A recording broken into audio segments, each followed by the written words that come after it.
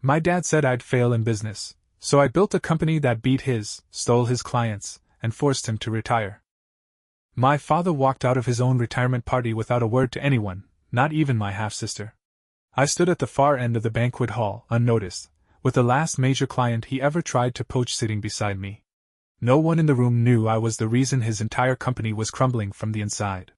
The client, a regional manager for a major retailer, sipped his drink and glanced at me, unaware of the history.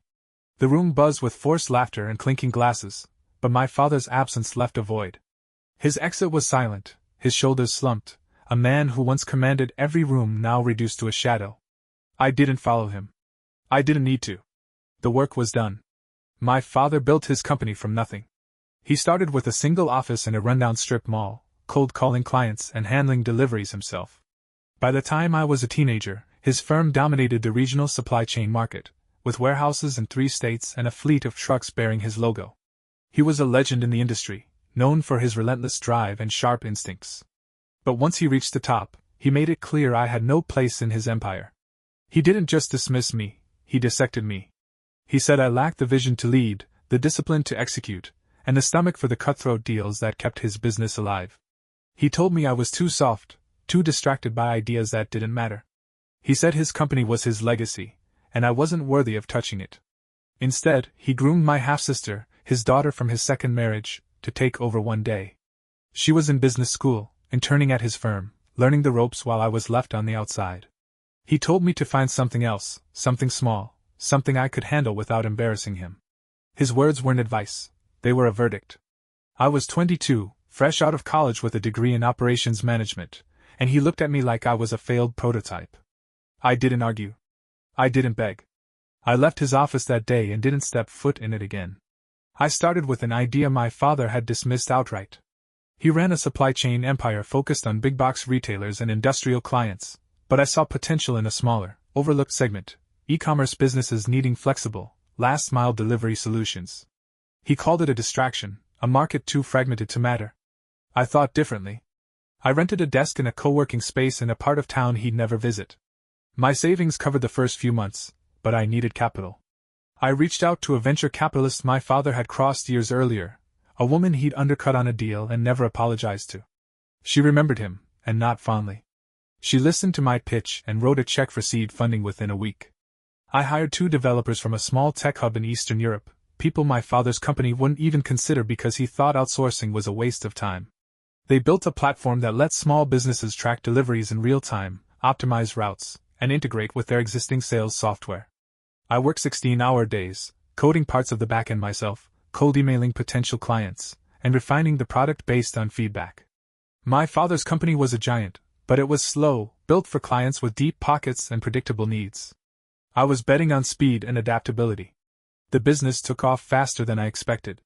My first clients were small e-commerce brands, companies selling handmade goods, niche electronics, or subscription boxes. These were the kinds of businesses my father's sales team ignored because their contracts weren't worth the paperwork. I offered them better rates and a platform that didn't require a PhD to use. Word spread. Within a year, I had 50 clients, then 100. I kept the company's name generic, nothing tied to me personally. My father had no idea I was behind it. I leased a small warehouse and hired a logistics manager who'd been laid off by a competitor. We used automation to cut costs, software handled routing, inventory tracking, and even customer support for basic queries. My father's company relied on bloated teams and manual processes. I ran lean. By year 2, I was undercutting his pricing by 20% on similar services, not because I was reckless, but because my tech was better. I didn't poach his clients directly, but I didn't have to. They came to me. A regional chain, frustrated with his firm's delays, signed with me after a single demo. Then a mid-sized retailer, one he bragged about landing, jumped ship when I showed them how much they could save. I wasn't just competing. I was eating his lunch, one contract at a time. The turning point came in the 3rd year, when I landed contracts with 3 of my father's oldest and most loyal clients. These weren't small players. They were cornerstone accounts, businesses he'd bragged about for years, the kind that got him invited to industry galas. I didn't target them out of spite, but I didn't shy away either. My platform was better, faster, cheaper, and more responsive. One was a national retailer struggling with my father's outdated tracking system. Another was a manufacturer fed up with his firm's inflexible scheduling. The third was a wholesaler that had nearly dropped him after a string of missed deliveries. I approached each with a tailored pitch, showing them data on how my company could cut their costs and improve reliability. They signed within weeks. I still operated under the generic company name, so my father had no clue I was behind it. But that changed at a trade show in Chicago. I was presenting to a room of mid-level execs when one of my new clients, the wholesaler, mentioned my platform in a panel discussion. Someone in the audience, a friend of my father's, recognized my name in the pitch deck projected on the screen. My face was there, impossible to miss. Word got back to him within hours. He called me that night, his voice tight with rage. He accused me of betraying him, of stealing what he'd built, of leeching off his reputation to get ahead. I listened, said nothing, and hung up. His words didn't sting anymore. They were just noise. By then, my company had tripled his customer base. I had 300 clients, a staff of 50, and a second warehouse under construction. My revenue was climbing faster than his had in a decade.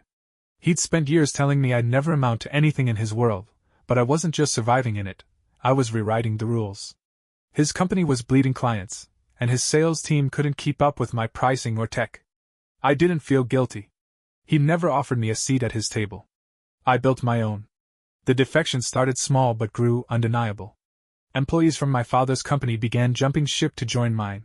It began with a logistics coordinator who'd been overlooked for a promotion. She emailed me directly, asking if I had openings. I hired her, and she brought insights into my father's operations that helped me fine-tune my own. Then a pricing analyst left, frustrated by outdated systems that slowed his work. He joined my team and rebuilt our cost models, saving us thousands per quarter. A regional sales manager followed, tired of my father's micromanaging. She brought a Rolodex of mid-tier clients who signed with me within months. Each hire was a quiet blow, but the real shock came when his CTO resigned. She'd been with him for a decade, a loyalist who'd built his entire tech infrastructure. She reached out to me through a mutual contact, saying she wanted to work somewhere innovative. I met her for coffee, and she handed me a USB drive with internal roadmaps, system specs, and planned upgrades for my father's platform. I didn't ask for it, and I didn't open the files immediately. But I kept them. When I finally reviewed the data, it confirmed what I suspected. His tech was years behind mine, clunky and over budget. The CTO's departure sent ripples through his company. Morale tanked, and more staff started looking for exits. My father's firm was losing talent faster than clients, and I was the beneficiary. My team grew to 80, a mix of fresh grads and his disillusioned veterans. I didn't gloat. I didn't need to. The numbers spoke for themselves. My father fought back, but his moves were desperate. He filed a lawsuit, claiming I'd stolen trade secrets and poached employees illegally. The case was weak. His evidence was mostly emails and vague accusations. My lawyers dismantled it in pretrial motions, and the judge tossed it out. He tried calling in favors next, leaning on old industry contacts to blacklist my company. But the market had changed. His allies were either retired or irrelevant, and the investors he'd once impressed were now funding me. I'd secured a Series B round, giving me capital to expand into 2 new states. His revenue was collapsing, down 30% in one quarter, then 50% the next. Clients who hadn't already left were negotiating exits, citing better options elsewhere, meaning me. His board started to panic. They'd given him free rein for years, but now they saw the numbers and the empty offices. At the end of the 4th quarter, they gave him an ultimatum: step down or be forced out. He chose to resign, selling his majority stake to a private equity firm that gutted what was left of his company. His name vanished from industry reports, conference panels, and trade magazines. He was gone, erased from the world he'd dominated. My company, meanwhile, hit 500 clients and opened a 3rd warehouse. I wasn't chasing him anymore. I was building something bigger. The aftermath was quieter than I expected. My father's retirement party, the one he walked out of, marked the end of his era. The industry moved on without him. My company kept growing, adding clients and expanding into new markets. I opened a 4th warehouse and hired a COO to handle day-to-day operations, freeing me to focus on strategy. My platform evolved, integrating AI for predictive logistics and securing patents for our routing algorithms. We hit 700 clients, including a few international accounts, something my father's firm never managed. His old company, now a shell under private equity, laid off half its staff and sold its last warehouse. My half-sister, who'd been groomed to take over, left the industry entirely and moved to another state. I didn't reach out to her. There was nothing to say. I heard through a former employee that my father had relocated to a small town, living off the payout from his stock sale. He didn't attend industry events or answer calls from old contacts. His name faded from conversations, replaced by mine. I was invited to speak at conferences, quoted in trade journals, and approached by investors offering to buy me out. I turned them down. This wasn't about cashing out. It was about proving I could build something that lasted. My company wasn't just surviving, it was setting the pace for the industry. I had 120 employees, 3 offices, and a valuation that dwarfed what my father's firm had been worth at its peak. The gap between us was undeniable. I don't feel like I won. Victory implies a game, and this was never that. It was about taking back what my father denied me, not his company, but my place in the world he ruled. He said I'd never run his business, and he was right. I didn't run it. I built something better, something that outgrew his shadow and reshaped the market he thought he owned. I took his clients, his talent, and his relevance, not because I hated him, but because I had to prove I was more than his dismissal. I don't celebrate his downfall. I don't regret it either. I think about the years I spent in that co-working space, the sleepless nights, the rejections, and the moment I realized I'd surpassed him. It wasn't joy, it was clarity. I'd earned my place, not by tearing him down, but by building something he couldn't touch. My company is my legacy now, not his. I don't know if he thinks about me, or if he's seen the articles with my name. I don't care. I'm not his son in this story. I'm the one who rewrote it.